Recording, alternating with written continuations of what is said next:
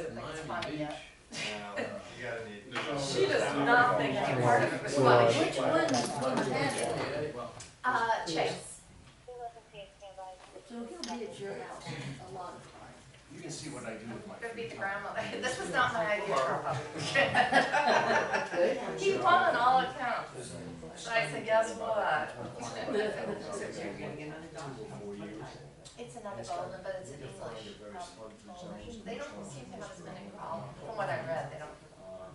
I'll keep that. Well, we can. Or something.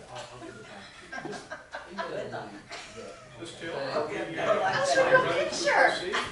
Mr. Pink. But I think it's totally, you know, those things. Poor thing that's coming from Montana. I don't know how she's doing this. I guess she's not because it's dressing. She said, "That's all right." We're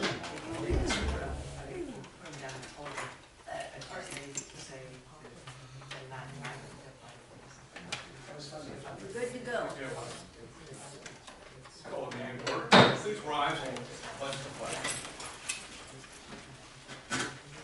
I pledge allegiance To the flag of the United States of America and to the republic for which it stands, one nation, under God, indivisible, with liberty and justice for all. Rita, would you call the roll, please? Commissioner Lyons, Here. Vice Mayor Stanley, Here. Commissioner White, Commissioner Orthwine, Mayor Morgan. Here. Let the record show that also present is Edward Nazaro, staff attorney, Gregory Dunham, the town manager, and police chief Ed Allen, and myself. Thank you very much. We have been provided with the minutes from our last meeting, October 13th, 2017. Are there any corrections, additions, or comments? If not, is there a motion to approve those minutes? Motion to approve. Ms. Taylor? Commissioner Lyons? Yes. Vice Mayor Stanley? Yes. Commissioner White? Yes. Commissioner Orthwine? Yes. Mayor Morgan? Yes. We have no changes to the agenda, is that correct? I have none. Our next meeting will be December 8th at 9 a.m. for anyone who wishes to attend. Let's move to public comment. Anyone who wishes to speak? Yes, ma'am. I'm Barbara Sloan, and I live across the street on Bermuda Lane. I am here to beg, essentially, that the ordinance regarding real estate signs be changed and to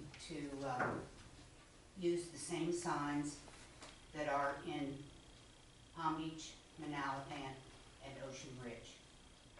I'm sure people have driven on A1A from here to there, and the signs are tiny little signs. I don't think that the size of those small signs have hurt the real estate transactions nor the prices in those towns. And I think that when you drive through Gulfstream and see the signs that look like billboards, frankly, that are, in my estimation, very heavy. So I think when we finish finally the undergrounding, that having those small real estate signs would be the icing on the cake for the beautification of our town. Thank you. Thank you very much. Anyone else wish to speak? If not, let's move on to reports. The undergrounding report. Mr. Brannon's not here, so town manager. Thank you, Madam. Literally, we're at a point now that we're waiting on FP&L to create what I would describe as-built plans of the system. Much like, you know, any kind of a construction project that the town would have permitted the town, you know, the last thing we did is an as-built. And that's what FP&L is doing. And as soon as they finish it, the local FP&L office has completed that and sent it to the Miami office. And so it's in Miami at this point in time, but it looks like quite possibly the end of next week, or more possibly the beginning of the week of Thanksgiving is when we will begin to begin the conversion of houses. Now, I told them, hey, this is Thanksgiving, so you got people who are gonna be cooking on Wednesday and Thursday. And so we can't have people that don't have power. And so, at the most, they would only work on Monday and Tuesday that week and then suspend it until, the next week. How long do you not have power? Well, the average time that they spend on a house is about 2 hours. Now, that is not to say that you're out of power for 2 hours, but, they've got to make the connection and in some cases, they have to change the hardware and so, but the average time to change out a house or to convert the house is 2 hours, but they like to have a period of between 2 to 4 hours in case they run into issues. So, that's where we're at. I think we had an oven story when it was switching over on the south end about 2 years ago, as I recall. An oven store? At one of these meetings, yeah. I forget whose oven it was that didn't work or fire it running. A long memory and I drink too much coffee, but we did have one. It was a birthday cake, I think. Was it a birthday Yeah. cake? Oh, really? Wow. Where are they going to start? Where are they going to start? Most likely, there are 7 loops in the phase 2, and it's most likely going to be in the southernmost loop, which starts at Gulfstream and goes north to, I think, around Middle Road. And then the first loop is on the north end. And so those are most likely the 2 loops that they will start. But as FP&L signs off on those 2 loops and they begin to convert the houses there, by the time they're done with those conversions, all the other loops will have the switching orders to begin. So those are the most likely loops that they would use. So southernmost and northernmost? Yes, ma'am. The connecting moved very smoothly in phase 1, as I recall, so I would expect phase 2 to be. Well, there's a lot less disruption in terms of, big trucks and that sort of thing. So, probably won't notice the FP&L vehicles as much. Any other questions, comments about the underground? If not, we have Ms. Kingston with us for a sea turtle update. Welcome. You could take one and pass it down.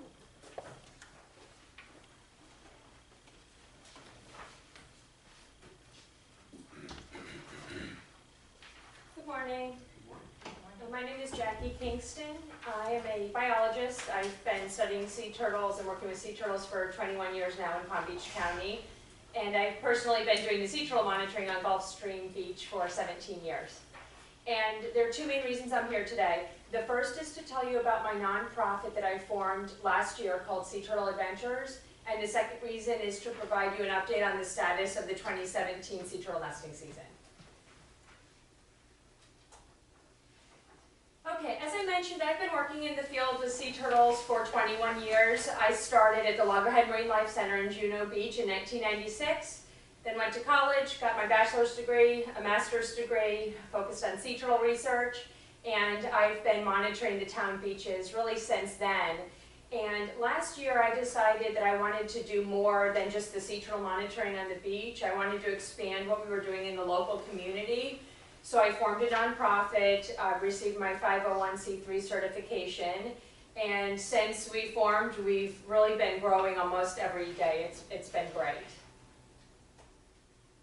So our mission at Sea Turtle Adventures is to conserve the local populations of sea turtles, educate the public, and inspire people of all abilities to make a difference in their community. So our motto is really to conserve, educate, and inspire. And these 3 words represent really the core focus areas of what we are about. And I'll go through each of those. The one that you all are the most familiar with is our conservation program. And this is when we have our sea turtle monitors out on the beach here every single day from March 1st through October 31st. They're the ones riding around on the ATVs, and they're responsible for documenting any new sea turtle nests that we find on your beach. We document the nests, the data goes up to the state agency, the Florida Fish and Wildlife Conservation Commission. We protect those nests over the next 2 months while they're incubating in the sand. And then oftentimes after the nests hatch, we dig into them to determine how successful the nest was and also see if we can find any stragglers at the bottom of the nest. There are a few other things that are involved with our conservation program. We also have to relocate nests at times, ones that are laid too close to the water line. We document anytime we have predation events, whether those are natural events or unnaturals, birds, raccoons, fire ants digging into nests. We document beachfront lighting and often give reminders to beachfront owners if they need to turn their lights off during sea turtle nesting season. And we also document any obstructions on the beach. This is when a sea turtle crawls up on the beach to nest and maybe it hits a lawn chair or a seawall and decides to turn around and go back to the ocean. This is really documentation that we also submit to the state. And the last thing that we do under our conservation program is rescues.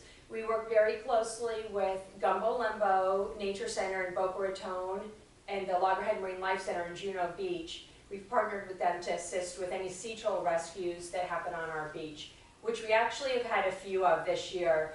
I'm not sure if you guys read the Coastal Star magazine, but we've highlighted in there they've highlighted in there a few times a very large sea turtle, a loggerhead. It's actually the one pictured here that was rescued just at the southern tip of Gulf Stream less than a year ago. It was during sea turtle nesting season. Was rehabilitated at Gumbo Limbo and then just released a couple months ago. But the Coastal Star did a really cool article on this last month. So the area that we're responsible for doing our sea turtle monitoring and really have full responsibility for the conservation of turtles is a 3-mile stretch from about Woolbright to George Bush Boulevard. So we cover all of Gulf Stream Park, which is county, Briny Breezes, and the southern portion of Ocean Ridge. So the question that we get asked the most often is, how are the turtles doing? So I broke the numbers down since the nesting season has just ended on October 31st, and I'm going to show you the nesting numbers just for your beach, for Gulfstream. This does not include Gulfstream Park. And you all actually had a record-breaking year this year. I'm just showing you data that goes back the last 10 years, but it stands true if you go back even further in time. We had a record-breaking year, and so did many other beaches along the east coast of Florida. So this is just the numbers for Gulfstream. If you look at our entire 3-mile stretch that we monitor, we had 1,077 nests. So obviously the bulk of that is your beach. This is a great beach for sea turtle nesting. It's very high density. The majority of it, really almost all of it, I guess, is private. The homeowners do a great job at shielding the lights during nesting season, and it's really a prime location for sea turtle nesting. How do you account for the dramatic increase starting around 2011 or 12? Yeah, it's hard to tell because we're only looking at it on a 10-year period right here. If we step back and look at it over, say, a 100-year period, we may see a lot of those. So it's too short of a duration to really be able to tell what was happening there. But we're all wondering that because that huge jump actually happened throughout the entire east coast of Florida. So really the answer that all of us say is we're not sure. But at least it's a good jump. Yep. So besides conservation, our next core focus area is education. We love giving presentations, meeting with groups of individuals on the beach and in the classroom. We hold one-on-one educational events. Small groups, large groups, community events. I'm giving a presentation next week with the St. Andrews Club. We're going to be doing some stuff with the Gulfstream School at the beginning of next year, but we love our education component. So if anyone's ever interested in having us come and speak to your group you may have or a condo association, just let us know and we'd be happy to help. Same thing goes with Girl Scout groups, Boy Scout groups. And then oftentimes, we just hold impromptu educational sessions on the beach, because once people see us out there, they usually tend to gather, especially when we're releasing baby sea turtles. And the bottom left is a presentation I gave last year to the Briny Breezes community. And the third component of what we do is called Inspire. And this is really where my heart is with our 501c3. This is where our mission is just to get people really engaged in the community and find something they're passionate about and help them be able to pursue it. We hold beach cleanups at least once a month. I think this month we'll be holding 3. And I like to actually focus my beach cleanups here in Gulfstream. Ocean Ridge, the public beach, they have a lot of cleanups that are hosted really every other weekend by groups that have been doing it for a long time. So that's a pretty clean beach. But Gulfstream here, especially since it's private, there's actually a lot of trash on the beach. So we like to hold a lot of our cleanups here. When we're in the off season, I hold them at the Gulfstream Golf Club, the golf course. They let us stage there and clean up the area. But we've really made a difference with these beach cleanups that we started last year. All the data we collect, we send to the Ocean Conservancy. They're an international organization that tracks beach trash and litter actually throughout all the coastal states in the United States, and they use it for policy making purposes. So if anybody has a beach that they want cleaned, let us know and we would be happy to do it. There are so many groups of people that love coming out and doing beach cleanups. We'll be doing one next Wednesday at the Gulfstream Public Beach. One of the other programs that we have under Inspire is called our Special Needs Program. And I really have a heart for helping people with special needs, especially young adults. I find that there are a lot of programs available for kids and teens who have special needs, but not as many, I guess, of a variety of programs once you become a young adult. And when I talk to a lot of them, they do want to go to the beach, they do want to learn about sea turtles, but there's really no mechanism to be able to do that.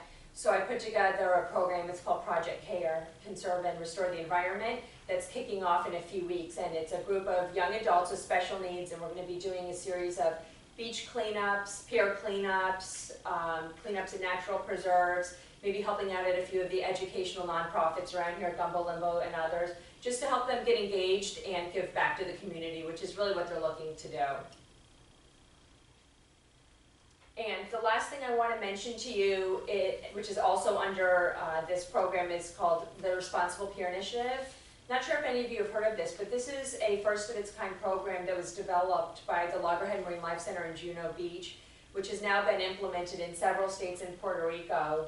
And what it is it's a partnership between Palm Beach County here, Loggerhead Marine Life Center, and us. We're going to be implementing the Responsible Pier Initiative at the Ocean Inlet Park, at the Boynton Inlet. So what that means is there's 4 components to the program. We install signage throughout the park, so that's on both of the piers on the east side of A1A, and then also the fishing areas on the west side. It will have information on what to do if you catch a sea turtle. It'll have our contact information so they can call us. At the piers on the east side, we're actually going to be installing sea turtle rescue nets. We're going to hold regular underwater cleanups. And you're also required to hold beach cleanups, but we're going to be doing ours in Gulfstream since the Ocean Ridge area is taken care of. We're also going to be installing more of the monofilament canisters for fishermen to dispose of their fishing line. We'll be emptying them regularly, and then all that fishing line actually gets recycled. So far, since this program's been implemented by the Loggerhead Marine Life Center, it's been installed at over 50 piers. They've rescued over 220 turtles and removed over 8,000 pounds of marine debris from the water and from the beach. So we're really excited to bring it here to Boynton Inlet. I was born and raised in Boynton, so this was near and dear to me to be able to get this program here. Thousands of people visit Ocean Inlet Park every single year, and I think it's about time that we just increase the environmental visibility there and sustainability and show that we're doing the right thing for the community and the fishermen that are out there. So that's all I have. So just again, Jackie Kingston, I'm from Boynton Beach. I've been working with Sea Turtles 21 years, and now that I've started my nonprofit, I'm really looking to grow it in the community, and I think we have a lot of potential to do a lot of great things moving forward. So thank you very much. Do you have any questions? Any questions? I think you're doing an exemplary job. Thank you. Very informative. I didn't know half of what you did, so it's wonderful. Thank you so much. And I also wanted just to quickly say thank you to the police department. They have been amazing. They help us not only with friendly reminders to the beachfront owners to turn off their lighting, but they've had to help us at times when we're actually on the beach and we find a sea turtle that we need to rescue, and they're always there for us whenever we need them. Thank you very much. Jeff? A lot of the schools have community service hours that the students have to complete in order to graduate. I was wondering if there are volunteer opportunities for middle school, high school children, maybe even to tag team with your special needs as mentors, one-on-one with a special needs person to work with them on the beach cleanup, I think. And do you have a flyer like that? Yes and yes. So we are a registered 501c3, and we do have students who get community service hours through us, and I would love to have more. And I have a flyer I'll give you, and if you want to share it with anybody, especially with the special needs program, I do need a lot of help. I like to be able to pair people up one-on-one. They also help us with our beach cleanups. We have to paint over 1,000 sea turtle steaks every single year, so there are a lot of opportunities for anybody to get involved, and they can get community service hours. Good idea. Thank you very All right, much. thank you so much. Thank you. All right, let's move to the town manager report. We have paving, town hall addition, and capital improvement update. Yes. Okay, the first one is the paving contract with ANSCO. Here's what's going on with that. My first day here at work was April 17th, and that was a commission meeting, and on that day, we approved the contract with ANSCO to do the paving, selected roads here in Gulf Stream.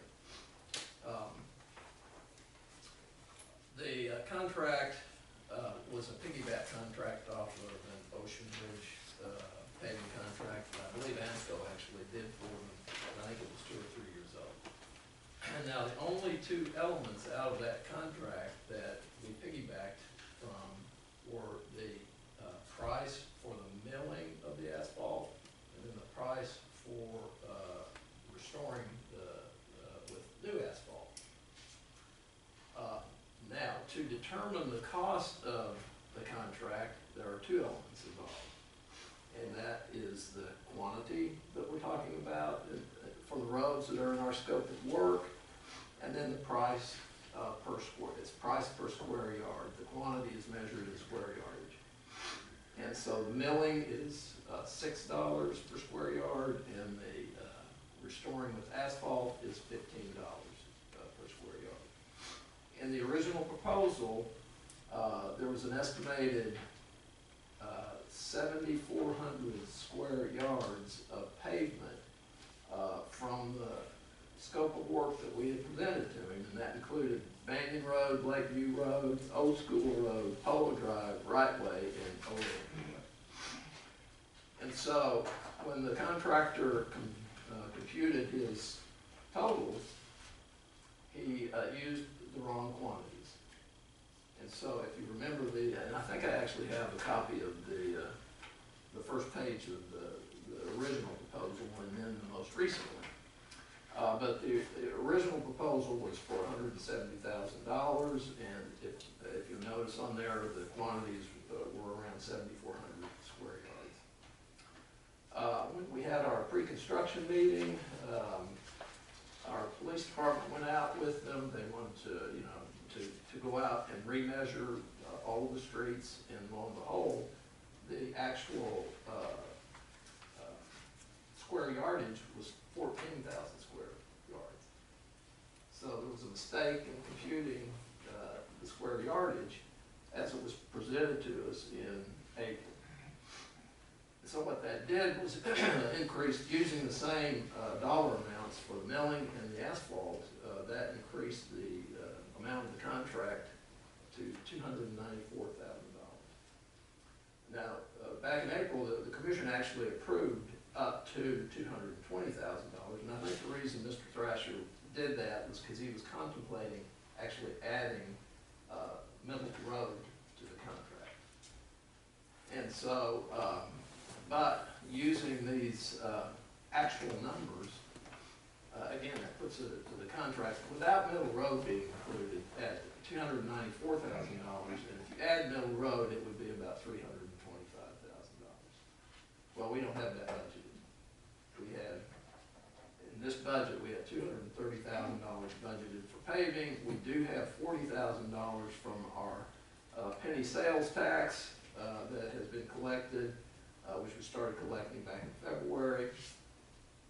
But that, that adds up to $260,000, and we would use up all that penny sales tax in one fell swoop. So basically, I can't approve an increase in a contract like that. So, without coming to you. So,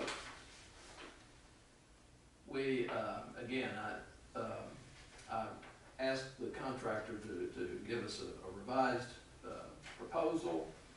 And so, accordingly, the staff is recommending that the town postpone the existing plan for roadway improvements for the following reasons. The cost of the revised proposal using the same scope of work has increased by 74%, and current budget does not have the funds to complete the job without a budget amendment. And as you know, the town has recently engaged its town engineers to develop a 10-year capital improvement plan that assesses the condition of all of the town's roadways, its stormwater drainage infrastructure, and its water distribution infrastructure.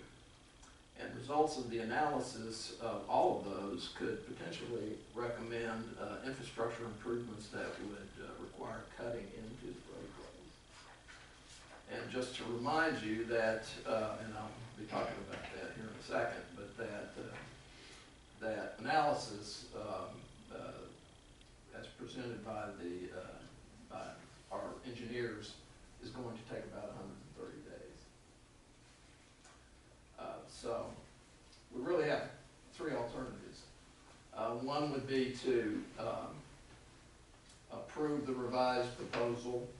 We would need to do a budget amendment to do that, or we could approve the original proposal at $170,000. It's just that our quantities wouldn't be the same. We'd have to, reduce the amount of roadways that would be included in that. Or, again, we can postpone it until such time that the CIP plan is finished and presented to the town.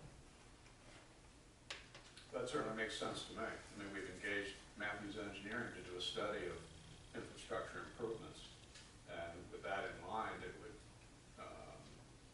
not make much sense to move forward on road work anyways until the recommendations from Matthews are complete.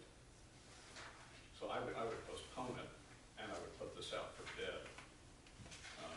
I'm not pleased with the way this was presented.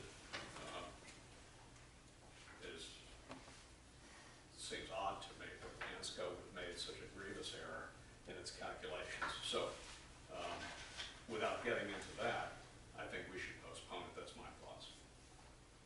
I'll make an observation from what I can see on Boulder Drive. There's no urgency. There may be some cleanup, but it's not likely a big potholes. And living in New York, that road would be considered the gold standard compared to what you see in New York. But I think the road's fine, we can wait. Anyone disagree? I wholeheartedly agree, So, well, let's talk. because you don't wanna put new roads and cut them up. No. That's- Yeah, Particularly when you don't need to. And well, let's talk about the timing of these projects. This is probably, even though a lot of the residents are like, well, when's the paving starting? We're looking forward to the paving, but the, typically the project was supposed to be done. I mean, we tried to do these projects notwithstanding a storm, like July, August, Right. last 2 weeks of That's right. September. We got way late on a couple of different issues, one, the storm, and two, this pricing issue. Right.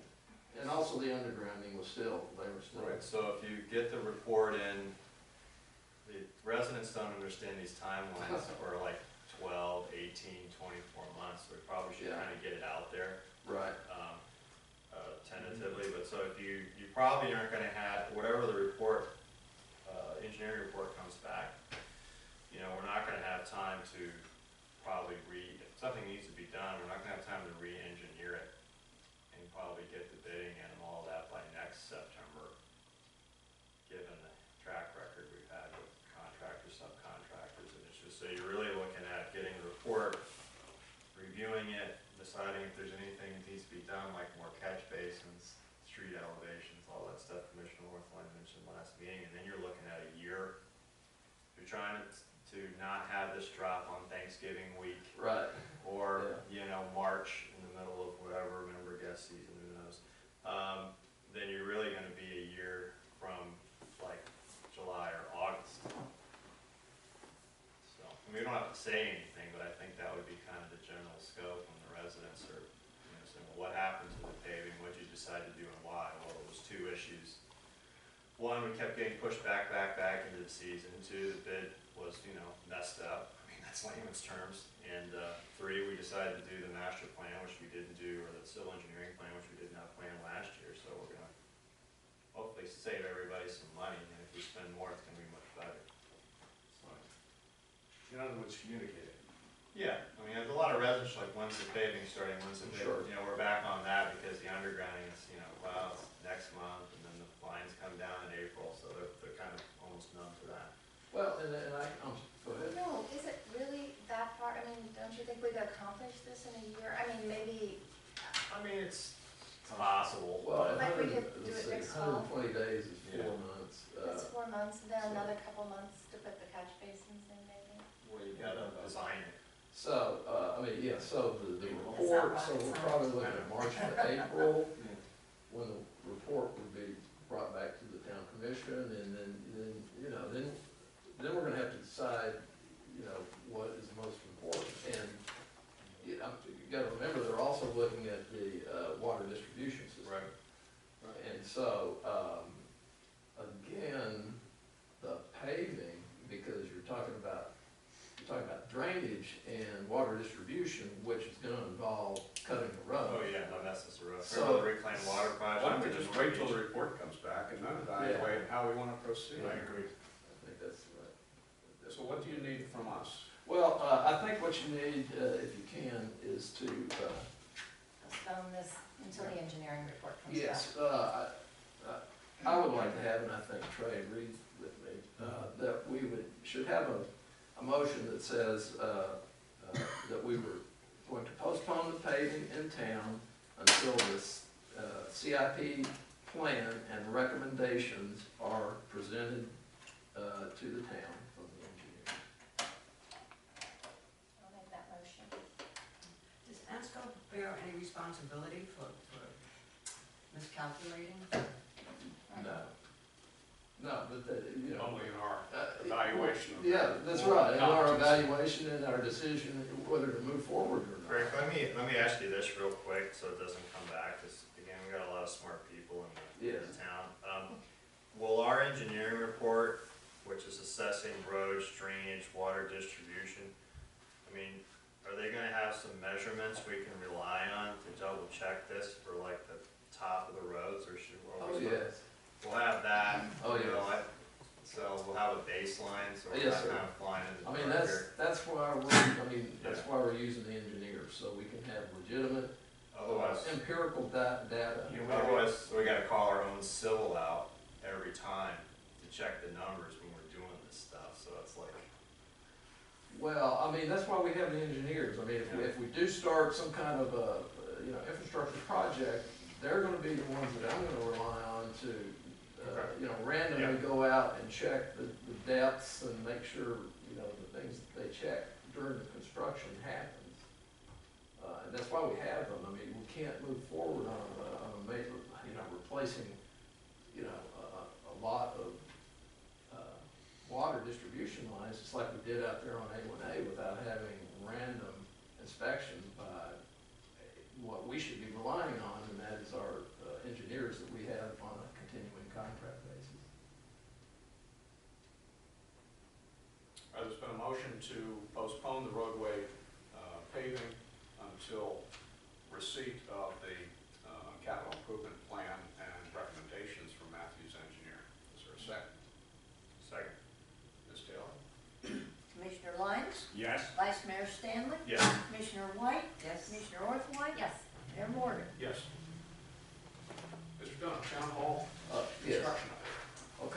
well, you see the fence out there, and it's been there for a couple of weeks now, but as you know, our office is closed tomorrow, and contractors actually are going to be taking advantage of that because they're going to be working on electrical change outs that are required for this. And so they will be here at 7 o'clock in the morning to begin to do that, and these are the first steps that they need to take.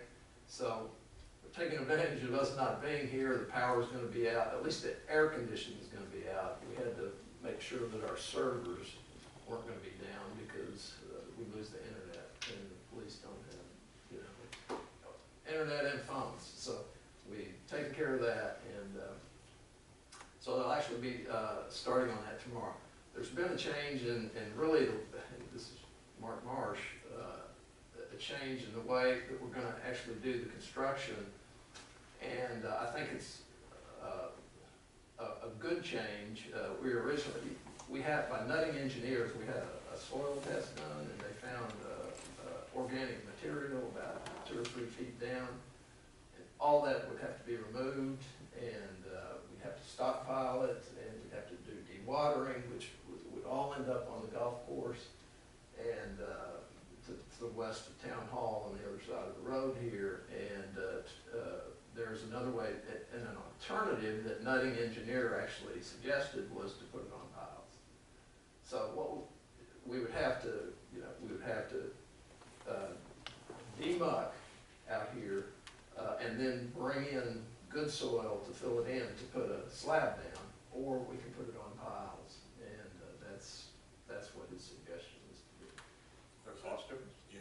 It'll probably be cheaper, and it won't last as long, is what he told me. Won't last as long. Like how long? You mean it would No, last no, too no, long? I don't know, but he said, I'm sorry? No, go ahead. What he said was that the construction of the slab and then the beams on, versus beams on the piles, Piles. would cost less. And they last longer. And yes, Okay, yes, well, you know, and there, because of the soil here, yeah. you know, when you put a slab down, there's always a chance that there's gonna be some movement, but with the piles, that helps. Oh, so it's less expensive and lasts longer. Yes, Okay. Good. yes. So, Mark was gonna be here this morning, but he had something else that he had to go to, so. Okay. Any other questions on the town hall addition update? That's good news. Very good news. And finally, the capital improvement. Yes, okay. Okay, what we're doing now, and just, you know, for the benefit of our residents, we have already started this. You guys, you know, approved engaging them, and the work has begun. We're really in the data collection and needs assessment portion of this, simultaneously with the potable water system and the drainage and roadways. So there, Matthews is collecting historical data, a lot of it from the town, about their water system, current potable water main maps, as-built systems of pipelines and estimated ages of the pipes, water flow meter and pressure reading records at all the interconnects, that kind of data. So they're collecting that, and with help from the Gulfstream staff, I could go on in terms of the kind of data that they're collecting right now. With respect to the roadways and stormwater capital improvement plans, they're currently doing visual surveys of all the town's drainage system inlets, and they'll be TVing those drainage pipes to visually determine their conditions. And they're meeting with the town staff to discuss, this is the important one right now, because we're in these king tides, to discuss problem drainage areas and to identify locations where resident complaints of roadway flooding or slow drainage have been received. Repair locations will be identified to address broken system elements, and then improvements will be recommended in areas to help alleviate roadway flooding. So that's really what's going on right now. Good, thank you for the update. Questions? Very good. ARPB meeting will be November 16th at 8:30 a.m. for anyone who wishes to attend. Mr. Dunham, you're up again. Finance Director report. Yes, sir. It's been distributed to you and reviewed with Mr. Lyons this week. By the way, I appreciate his help in coming in and talking about it.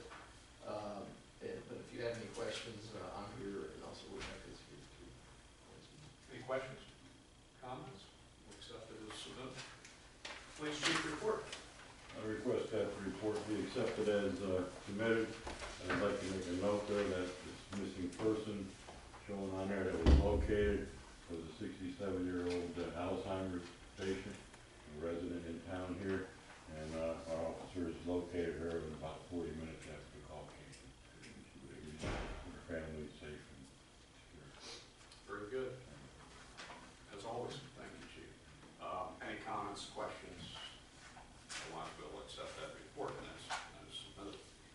Let's move on to the next item, our commission action, the agreement for voting equipment and election service with the Palm Beach County Supervisor of Election. Ms. Taylor, would you just outline for us what this is? Yeah, this is always an annual agreement that it's to pay the supervisor of elections for the use of their equipment and their services. We do not expect to have an election this year, but since these are one-year agreements, it's best that we go ahead and join, because you never know if something comes up, you might have to have an election, and then you would not be in line to have their services. So it's the same price for each of these things for all of the towns, and it's broken down according to population, but the cost of each thing is the same to each town. And no cost if not. Yeah, that's right. Okay. Very good. Any questions, comments? Is there a motion to approve the agreement for the voting equipment and election service with the Palm Beach County Supervisor of Elections? Motion to approve? Second. Oh, go ahead. Commissioner Lyons, Yes. Vice Mayor Stanley, Yes. Commissioner White, Yes. Commissioner Orthwein, Yes. Mayor Morgan. Yes. Let's move on to ordinance 1703. It was read last meeting, but it is being brought up for second reading and adoption. Ms. Taylor?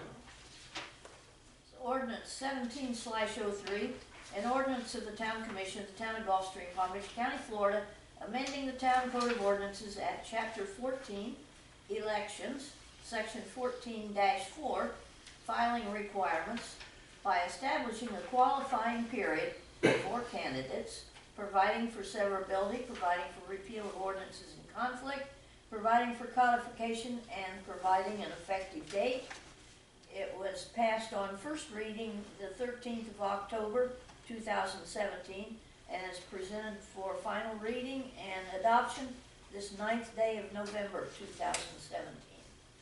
We've got a second reading of ordinance number 17/03. Is there a motion to adopt that ordinance? To adopt ordinance number 17-03/03. Second. Ms. Taylor? Commissioner Lyons, Yes. Vice Mayor Stanley, Yes. Commissioner White, Yes. Commissioner Orthwein, Yes. Mayor Morgan. Yes. Items by commissioners.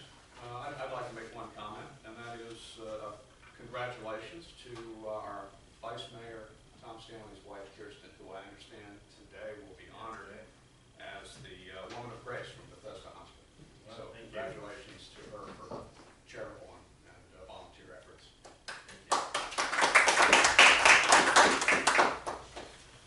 Also, just an update, Mr. Snavely's aware of this, the Gunther Volvo update. We have been trying to get a motion sensor on the top of the garage for lighting, so that lighting was not just present from set hours when it wasn't needed. And we just received a report from Del Rey that, in fact, motion sensors have been approved and will be installed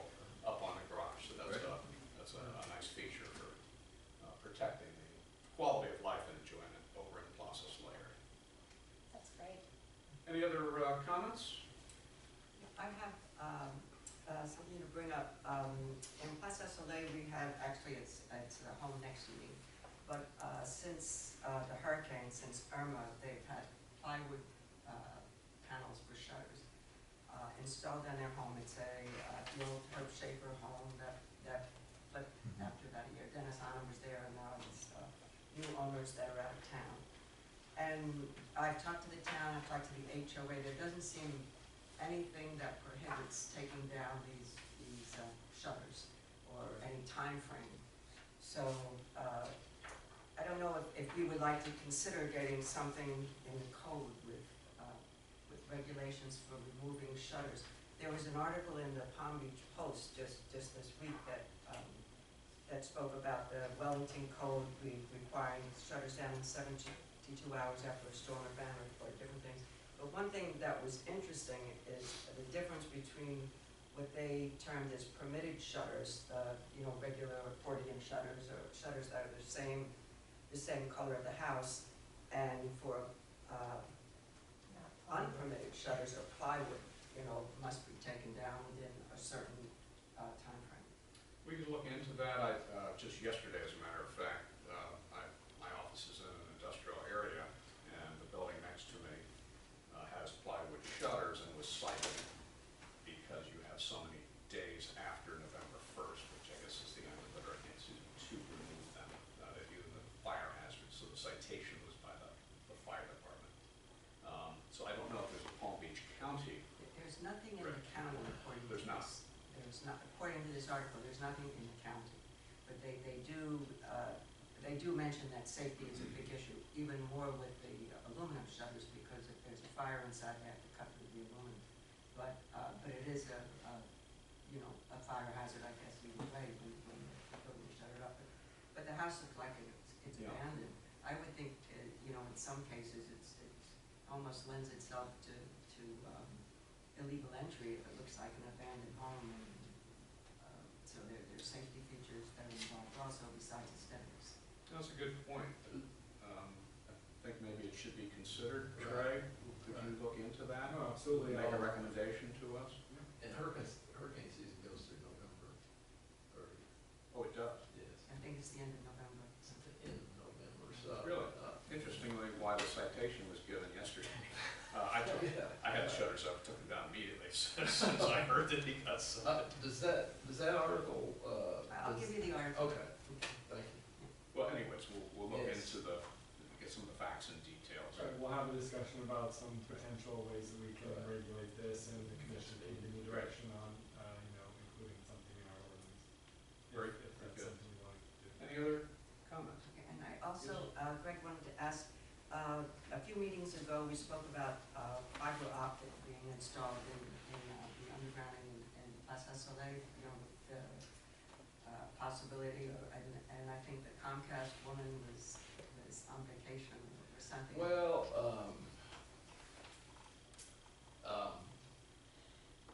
we did speak to them, and Danny Brannon also gave me his opinion about it, having worked for FPNL before. There's a lot of factors involved, when they decide to do upgrades, and I'll have to get my notes and get back to you with that. I mean, they weren't real, they didn't have a positive thought about Plaza Soleil with the number of service. Density. They like a lot of density. But also I'm trying to remember that they also require, immediately adjacent to that, to have some fiber optic, infrastructure already in place. And so, but I'll go back to my notes. I mean, they didn't seem to be very positive about the success of getting that upgraded in there. So, but I'll go back and get my notes, and I'll report back to the commission on the next meeting. Very good. Any other comments? If not, thank you for coming. Meeting's adjourned.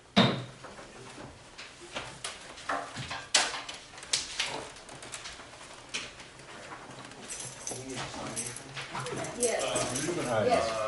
Yeah, the signing ordinance. Senior could tell me, I know, but you know what? I'm trying not to eat